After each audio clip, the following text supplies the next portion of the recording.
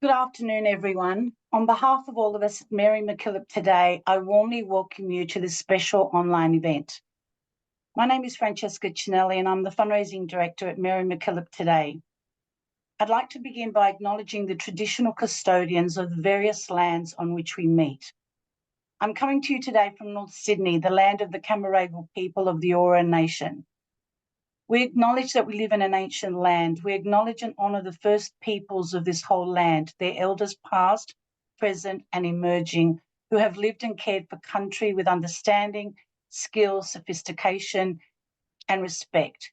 They knew, understood and treasured the land with intimacy.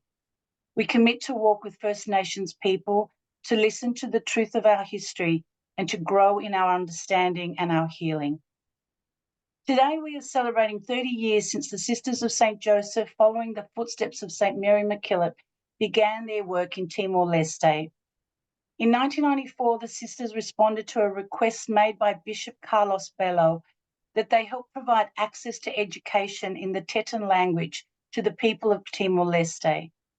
Today, the legacy of the Sisters of St. Joseph's work in Timor-Leste lives on through Mary MacKillop Today's team, who are based in Dili. Thanks to generous people like you, the spirit of Mary MacKillop remains strong, inspiring continued solidarity with the people of Timor-Leste. During the webinar today, you will hear about the history of this important work and how, thanks to your generosity and loyal support, it's being continued today. I'm also very excited to share with you information about one of our new projects in Timor-Leste, EdTech for Early Learning, which is developing innovative early learning content for teachers to use in the classroom with preschool students. We're so glad so many of you could join us today, and we're so grateful for your generosity and your continued support. Now, by way of housekeeping, please be assured that you can't be seen or heard by today's hosts or any of the guests. If you do have any issues, please use the Q&A button at the bottom of your screen. You can also use that button if you'd like to ask a question at any time during the session. We would love to receive questions and we'll do our very best to answer them at the end of the presentation. During the webinar today, we'll hear from our CEO, Jane Wolford, our Timor-Leste Education Programs Coordinator, Cameron Marchant, and Sister Josephine Mitchell. So without further ado, it's my very great pleasure to introduce Jane to share more about celebrating 30 years in Timor-Leste. Thank you so much, Francesca, and thank you everyone for joining us this afternoon. It's really good to have such a strong roll-up and so many people interested in an update on our work. As Francesca said, it's a really important time this week. Not only are we celebrating 30 years of the Sisters of St. Joseph commencing their literacy work in Timor-Leste, or what was then East Timor, but it is this Friday marks the 25th anniversary of the referendum in Timor-Leste. And as many here may recall, that referendum saw the Timorese in the majority vote for independence from Indonesia after 25 years of Indonesian occupation. And as a result of them voting for independence, a very violent destruction of the whole territory before it was reborn as a new nation. So these are difficult memories, but at the same time, for the Timorese people we work with and who are our very staff there, based in Dili, it's a time of rejoicing as well for the independence they have since had and the new nation they are still building. Well, before we get on to some of the details of the programs and how they look today, I want to offer a really genuine thank you to you all. We know that we are living in hard times. It's difficult for communities globally and for us here in Australia as well. I mean, it's no secret that we have difficult economic times for many. We're feeling the pinch. The crisis of economic difficulties is upon us. And yet, despite that, it's been very extraordinary for us to recently have held our annual tax time appeal, end of year financial appeal, and in July, finding ourselves with a record result to that appeal.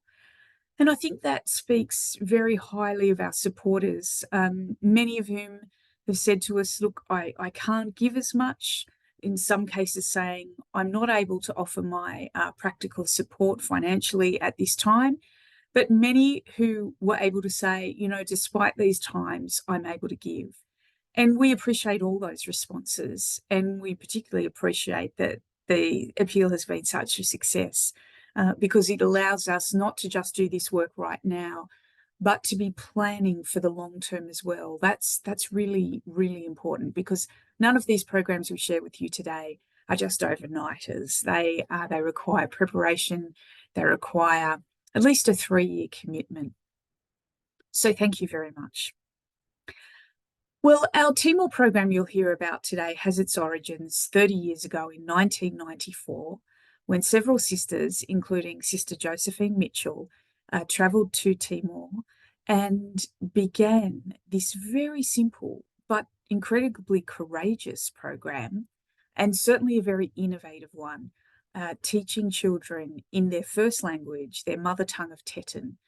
And this was at a time when speaking the language was banned under Indonesian rule. So it was an extraordinary and a courageous act on their part. We're very privileged to have Sister Josephine with us via recording today, and to share with you some recent stories she's told us about those early times. Sister Josephine, earlier this year, celebrated 70 years as a Sister of St. Joseph. So it's really very extraordinary. She started out as a young Joey, teaching in primary schools, and then did her teacher training to become a secondary teacher. And at one point was training teachers at what was then the Catholic Teachers College here in Sydney. And she's done a lot besides, one of those being her utter commitment to solidarity with Timorese people. So let's hear from her now, Sister Josephine Mitchell, who'll share some of those memories and times with us.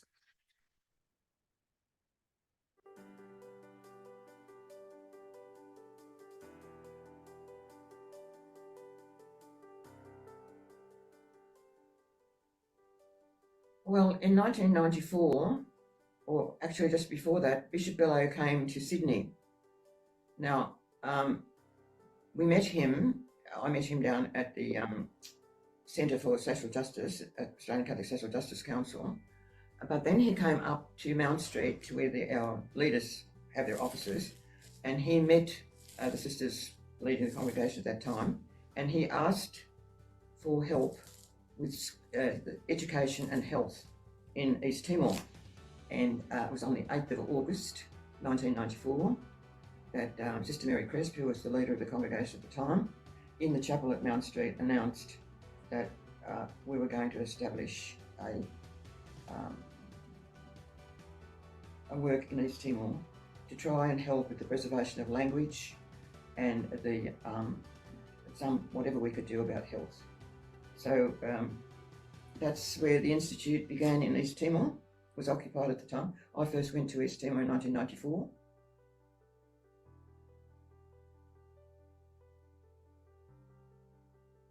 With regard to the literacy, we started to create books to teach children. Now, Tess Ward is a daughter of Our Lady of the Sacred Heart, who is renowned for her ability in linguistics, who has written several Aboriginal languages, the language of the Tiwi language, the Murrumbata of language, which is a very difficult language. So she said, look, she's just gone to Sydney and, you know, she might be able to help you. So I rang Tess up, who was then out in the eastern suburbs, and I said to her, look, we're looking for help here because none of us know this language. And if we're going to develop literacy, obviously we'll have to know the language. Someone's got to know the language. And someone will have to develop the resources. So I said, would you be interested? She said, I'd love to do that. And so she started giving us 2 days a week. And she used to come out to St Mary's, and that's where we started to create books, which you probably have seen and have been used ever since. And in fact, I think are in the syllabus, included in the curriculum now. It took us 14 years to develop the first literacy program in the Tetun language. And it's a work of expertise because it's a totally developmental, step-by-step, learning this step, then the next step of the language development. And the books were beautiful because we had a whole lot of artists who just did the artwork for free. And so we developed that. It took 14 years to develop from kindergarten to year 6. Now the money was another thing. You couldn't, there was no possibility of getting it printed in Timor. First of all, against the law. And secondly, there wasn't the quality of printing. So we used to have to get them printed down here. And a printer that we know very well, still known to us, they used to do a fabulous work on our books for hardly, I think, mostly donated work. So I'd say millions of dollars almost of books were printed out of the goodness of people's hearts, really. So that's the story of how we started the production of the books. And if you really look at the whole program, it really is a work of very, very professional work.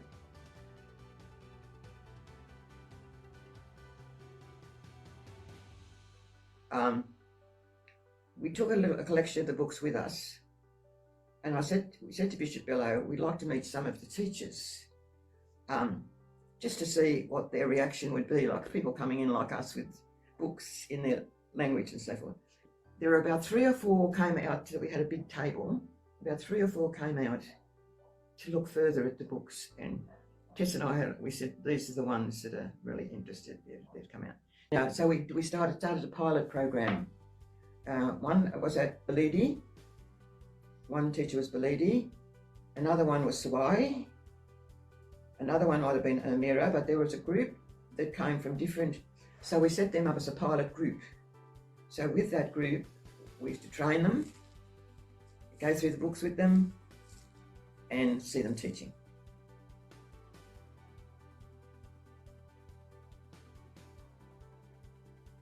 Well, number one was just getting the work we had, well, first of all, for getting the people able to do the translation, to establish the language of Tetun as a written language. Well, that was a huge challenge. Unfortunately, we were able to work with Tessa Ward, and a lot of the others worked in that project to get the actual literacy program.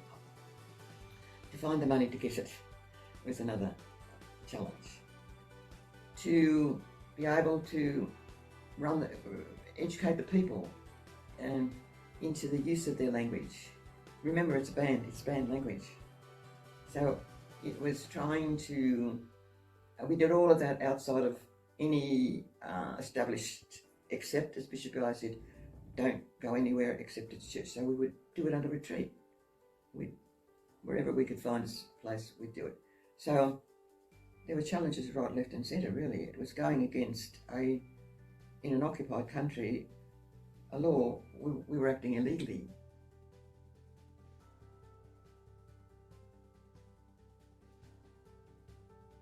Learning from the Timorese people, I think. Being trusted by them and accepted and loved, I suppose. And working with a great team, very self-sacrificing, and developing all the time. We had ways to go. I mean, you know, we were feeling our way all the time, making our way. And we were fortunate enough to have the people with us who were able to help us do that. Against a lot of difficulty. First of all, the whole writing of the Tetun language, the teaching of it, the training of the teachers, and then the difficulties just of now, I suppose, like printing, transporting books in there, getting them in.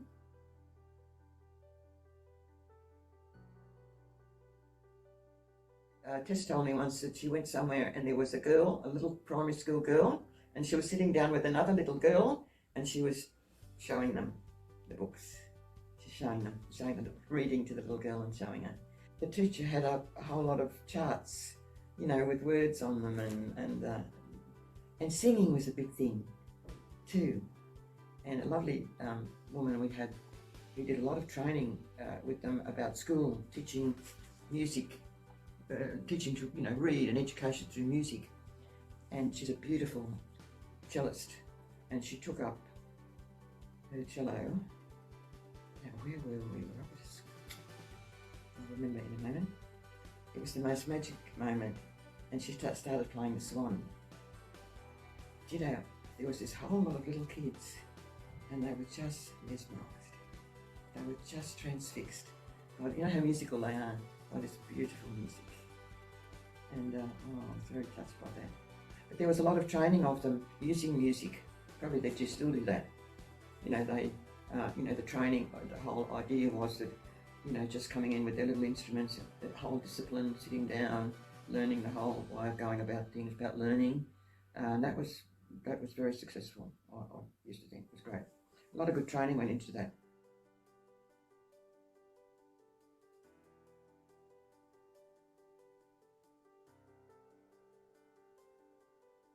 I'm absolutely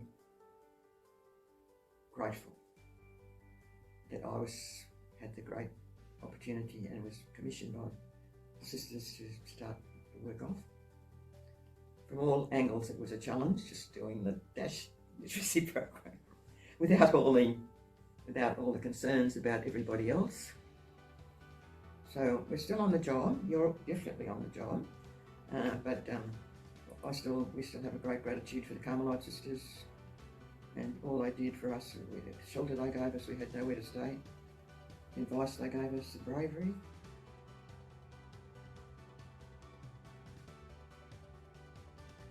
The part that I think as a congregation should be so proud of is that we have been part of a developing nation who eventually got their own independence there at the vote of 1999, which is 30 years, 25 years this year, and we're 30 years in Timor, the Mary MacKillop Today, or Mary MacKillop Institute as it was named then.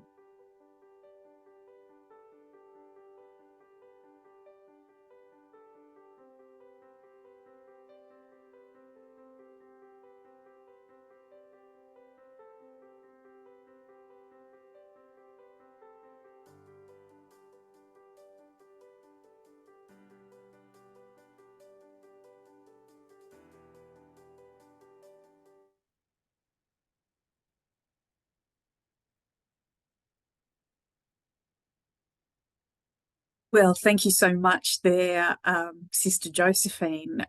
What a special treat that was to hear directly from her about her experiences there 30 years ago in Timor-Leste.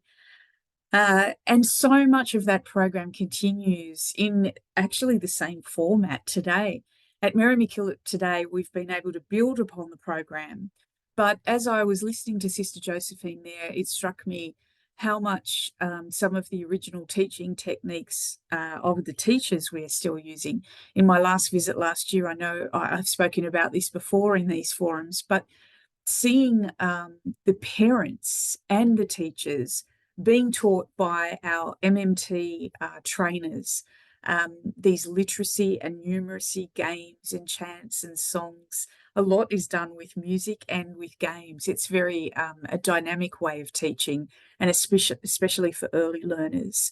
There's still so far to go because literacy is still a big issue in Timor, but we're now working really at scale across several districts at a time in doing this work, and we'll hear a little bit more about that shortly.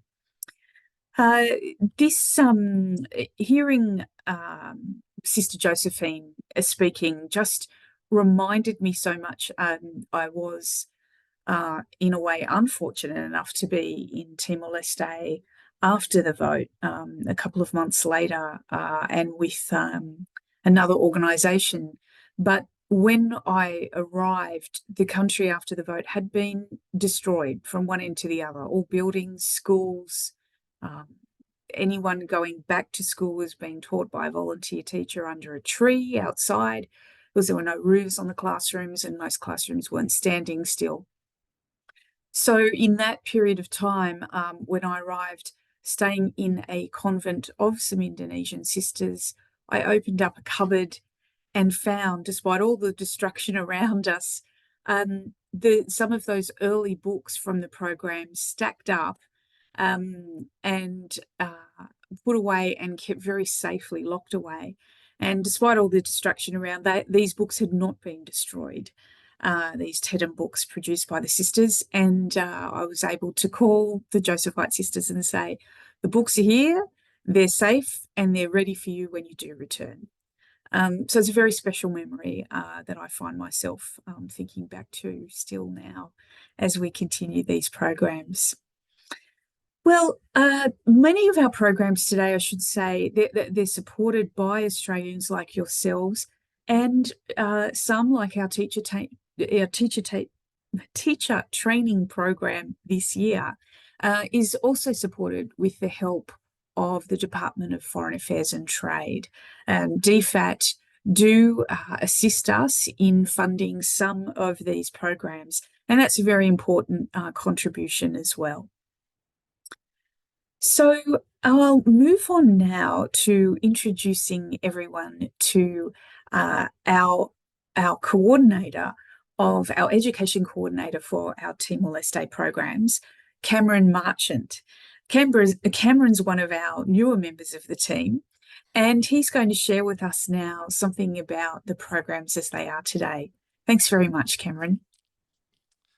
Thanks, Jane. Thanks for the introduction. Nice to meet you all. As Jane said, my name's Cameron, and I'm the Education Program Coordinator for Timor-Leste.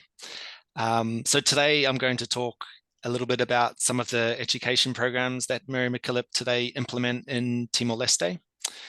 So we have 5 education projects. We have the teacher training project, the parent training project, health literacy project, inclusive early education project, and a new project that Francesca mentioned before, which is the EdTech for Early Learning project. All of these projects work with teachers or parents to try and optimize teaching and learning for young students of preschool or primary school age. So this is done through training teachers on, different teaching techniques to strengthen and add to the existing skills of the teachers. So if we look at this next picture here, here's a typical school in Timor-Leste. This one's in Ermera. The first project I'm going to speak a little bit about is the health literacy project. So the aim of the project is to ensure that preschool and primary school teachers have the skills and the resources to deliver high quality health education in the classroom. The project also seeks to ensure that students are learning in healthy school environments, and things like, promoting, good hygiene practices, preventing sickness such as dengue and COVID-19. Another component of the project is providing a small grant fund to selected schools in rural areas that lack basic wash and sanitation facilities, such as toilets, rubbish disposal units, and water tanks, which is really important to create a healthy environment. The project also organizes Community Health Day celebration events to raise community awareness about the importance of preventing diseases and promoting health and hygiene across the broader community. So it's a really important way of getting messaging out into the community. Now you can see this photo here. This is one of the teachers. She teaches at the school in the earlier photo. This is Lourdes. She's from Ermera. So she teaches health literacy to grade 6 students at her primary school. Lourdes explained that the project consolidates the knowledge they have, and they are able to impart that knowledge onto their students, such as learning about the body and how it works, learning how to recognize diseases such as malaria, dengue fever, and malnutrition as well. Learning how to prevent sicknesses, and then applying this knowledge in their lives in a practical way. Lourdes explained that she is really proud to be informed, to share information, and to understand. And she's even prouder that the students implement these practices at home, research and observe at home, and then come back to school and discuss and debate with the other students. Okay, the second project I'm going to talk about is the Parents Training Project. So the aim of the project is to support parents to understand their roles in supporting their children's education and equip the parents with knowledge and understanding of basic literacy, numeracy, basic health, child development, and child protection. A component of the project focuses on literacy training and support for the parents with low or no literacy.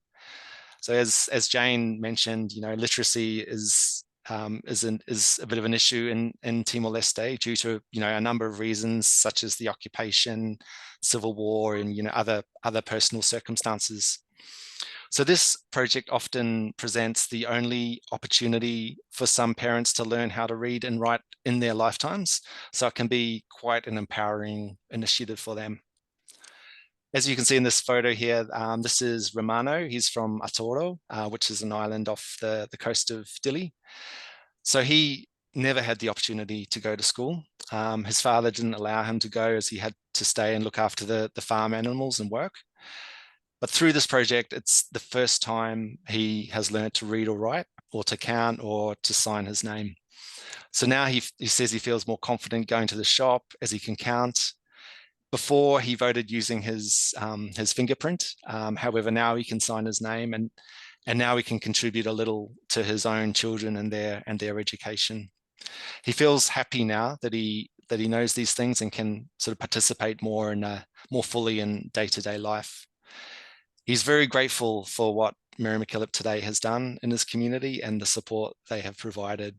So as you can see, it can be quite transformational. The last project I'm going to talk about is the EdTech for Early Learning project. So the aim of this project is to provide preschool teachers with a tool to support their teaching and learning. So it's an app that teachers use in class on tablets that they get projected onto the wall or screen. So it's all in Tetun, the common language of Timor-Leste. It's all Timorese content, so all the language, letters, sounds, shapes, colors, houses, people, clothes, stories, transport, music. It's all Timorese and all culturally appropriate content. The app provides the teachers with a wealth of resources and dynamic content to use with the children to support their educational journey. The app is also aligned with the national curriculum, so you can track exactly when and what is taught on any given day. So, Tuesday of week 5 of term 2, exactly, what shape, what color, what letter is being taught on that day.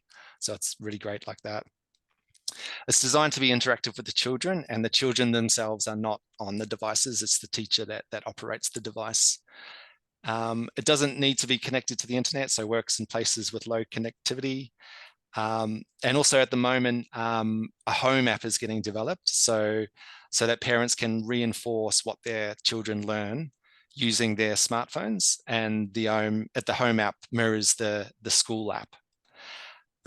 So I've traveled up there recently, and there's a short video of traveling up there to one of the pilot schools in Likisa. So it's about a 1 or 2 hour drive from Dili. So as you can see in the video, it's quite precarious and, very remote. The roads are, quite precarious. So we worked with a couple of teachers at the school up in Likisa. These two here, as you can see, Anita and Alinda. So they were the two preschool teachers of that school. And they're really happy to be taking part in this pilot. They said the children are really, they really enjoy the app and enjoy the interactive nature of the app. And they feel really good about the project where the teacher can use an interactive app in the class projected onto a screen. They think it'll be really helpful for the teachers because usually they do everything in the class manually. But this app will make lessons more interactive with access to different sounds and letters, pictures, stories, music, where children can interact more. In the future, they said they would like to focus more on classes about digital literacy. So this presents a good way forward in this area. They really appreciate what the project is doing, and they feel very grateful that Mary MacKillop Today chose their school to run this project in education technology. And the next photo you'll see, this is a meeting. I mentioned a couple of times the Ministry of Education, and that sort of collaboration is very important. And this project is no different. There's a lot of collaboration engagement with the Ministry of Education. That they come along to the visits and are very much involved in the process. The next photo you'll see just the EdTech team photo. So these are all most EdTech team. There's a few non-Timorese there, myself included, but yeah, mostly all Timorese local team members. So yeah, thank you for your time and attention. I hope you enjoyed hearing about the projects, and back to you.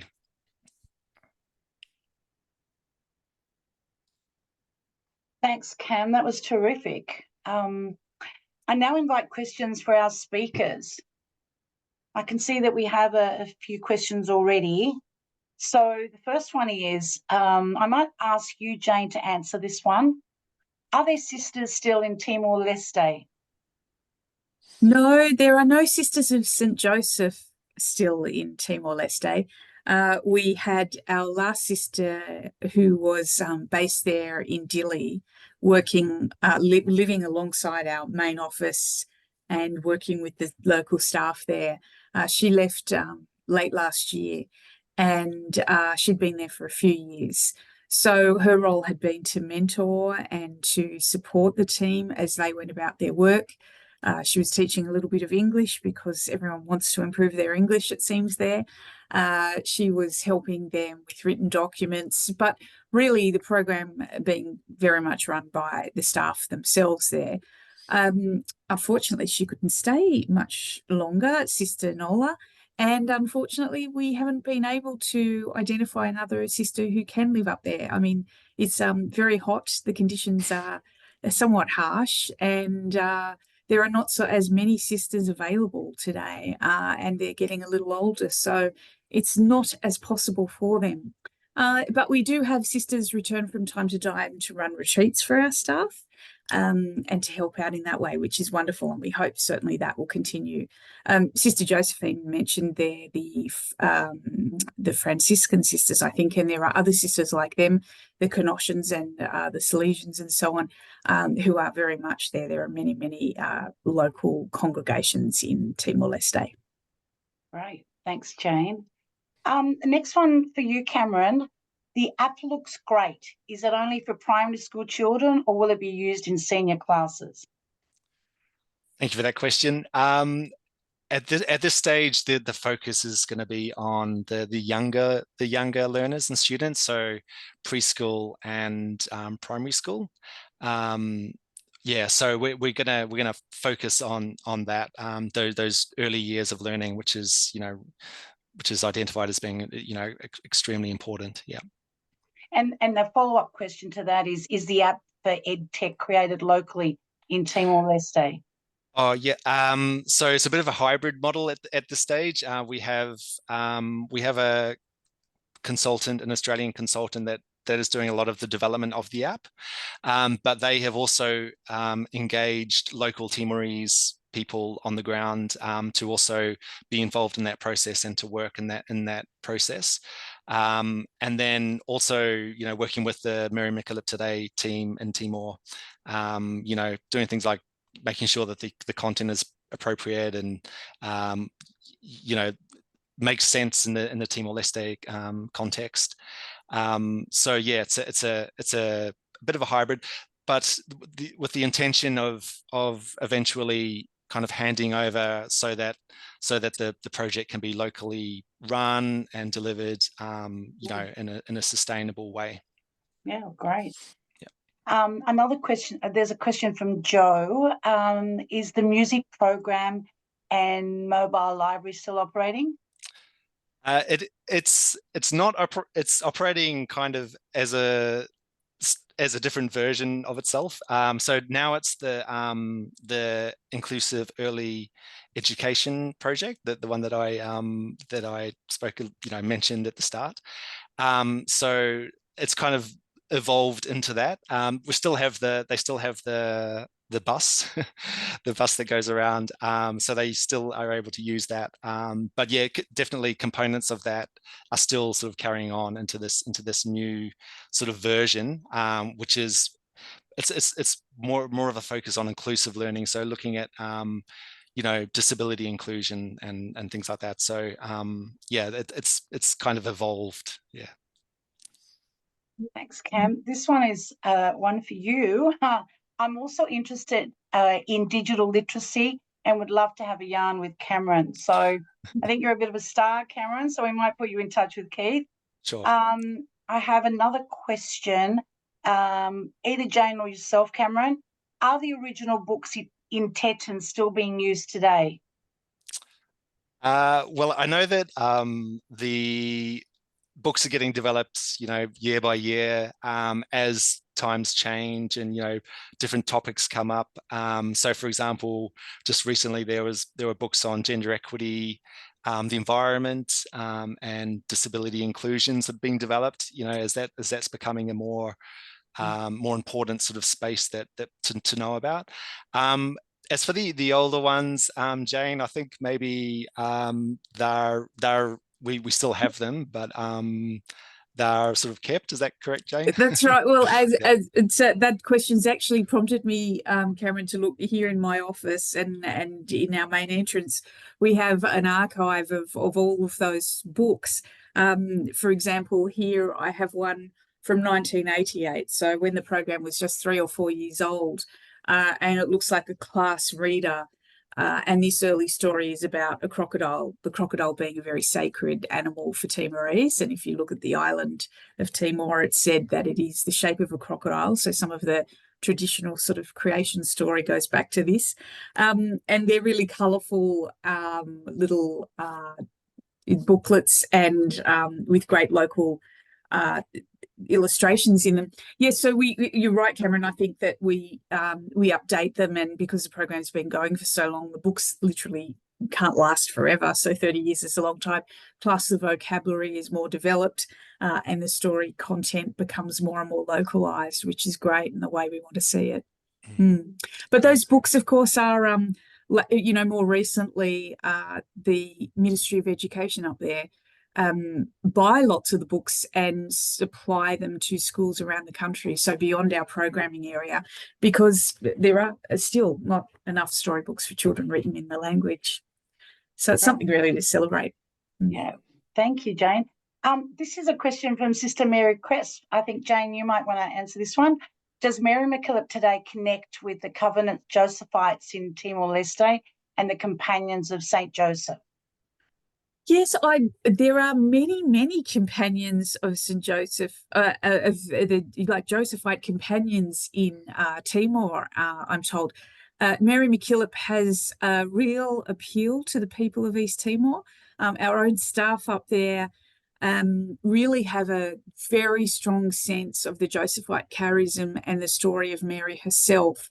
And I'm not sure if this was the same for you, Cameron, but whenever I visited, one of the first things that happen when we have a sort of formal get together and a meeting together is that the staff sing their own song of Mary MacKillop, a song they themselves have written, and it's sung in Tetun. And it's a really beautiful song. It's a beautiful tune. But the companions do get together there. I haven't met, I've probably met one or two, but they do gather, I understand. And I know that Sister Monica, the congregational leader, has been up and met with them probably a few times now. So there is a connection there. And a couple of our staff are companions as well, I understand. Great. Well, we have one last one. It's not a question. It's just a lovely comment from Nolene. Thank you, Nolene. She says, a huge congratulations to the whole team for an excellent webinar. have loved it. So I think on that point, I might just wrap up. I want to thank you for your questions and for your attendance. Thank you, Jane, Cameron, and Sister Josephine for the wonderful presentations that we've heard today. Big thank you to all of you for your continued support. And yes, and for attending our webinar today. And now I'll hand over to Jane for just some final words. Thanks again, everyone. Thanks, Francesca. To finish off, I think, as Friday rolls around, it is a very special anniversary, 25 years, a quarter of a century since people of Timor-Leste got to vote about their own future, to make their own decisions. And that is the principle that is at the heart of our work, the heart of our development work, whether it be in Timor, in Peru, in Fiji, and also here in Australia, is that communities get to make their own decisions about their own lives and livelihoods and futures. And we are there to walk beside, walk alongside, walk with, provide support in however that may be required, and to help them to make that happen for themselves. So I thank you again for all your support to make this happen, whether it be a very practical support in the form of funding, or whether it be with your prayers and moral support, and volunteering and helping us out, and staying there with us as part of the story. Thank you so much, and have a great afternoon.